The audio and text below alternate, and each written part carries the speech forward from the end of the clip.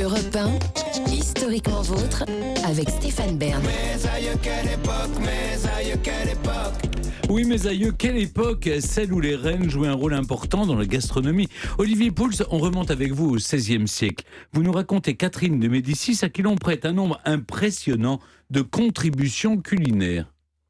Et oui, les artichauts, les haricots, les petits pois, les brocolis, la fourchette, les macarons, le nougat, les sorbets, le massepain, et j'en passe. La liste est longue, très longue.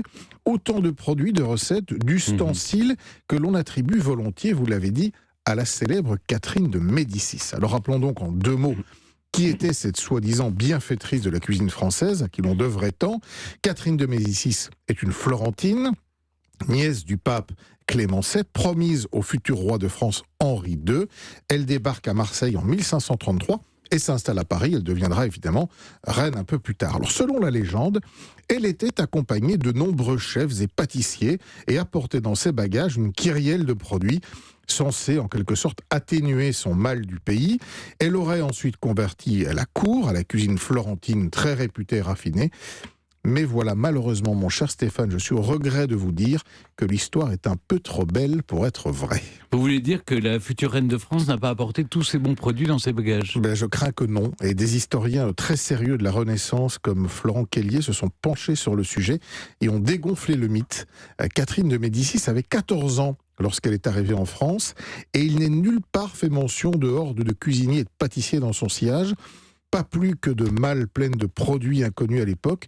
Il semblerait en fait que la légende autour de Catherine de Médicis et de son apport colossal à la cuisine française soit née plus tard, au XVIIIe siècle, puis enrichie encore par la suite. Alors pour certains, c'était peut-être une occasion d'adoucir l'image de cette reine présentée comme manipulatrice, cruelle, avec le sang du massacre de la Saint-Barthélemy sur les mains. Oui, mais alors, qui a apporté tous ces produits en France? Alors, il est établi que la cuisine florentine de l'époque était vraiment très variée et raffinée, bien plus que notre cuisine médiévale rustique.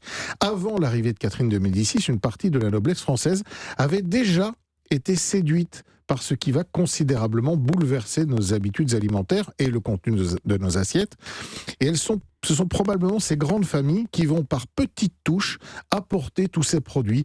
Rappelons qu'entre 1494 et 1559, il y a 12 expéditions militaires qui sont conduites en Italie, ce qui va faire autant d'occasions de découvrir et de s'approprier ce que la cuisine transalpine avait de meilleur. Il faut aussi préciser qu'à cette époque, de nombreux Italiens sont venus s'installer en France, apportant avec eux leur culture. Ainsi, la cuisine moyenâgeuse, particulièrement riche en viande, va peu à peu laisser place aux fruits et aux légumes. On verra l'arrivée des sucreries, des sauces plus travaillées, une évolution en douceur qui connaîtra un point d'orgue un siècle plus tard sous Louis XIV. Pour la première fois, on utilisera alors le terme « nouvelle cuisine », figurez-vous. Mais ça, je vous en parlerai une autre fois. Mais merci beaucoup Olivier Pouls. Mes aïeux, quelle époque. Une chronique à retrouver en podcast et sur le site europe1.fr. Et vous, Olivier, on vous retrouve demain autour de la table des bons vivants de Laurent Mariotte de 11h à 12h30 sur Europe 1.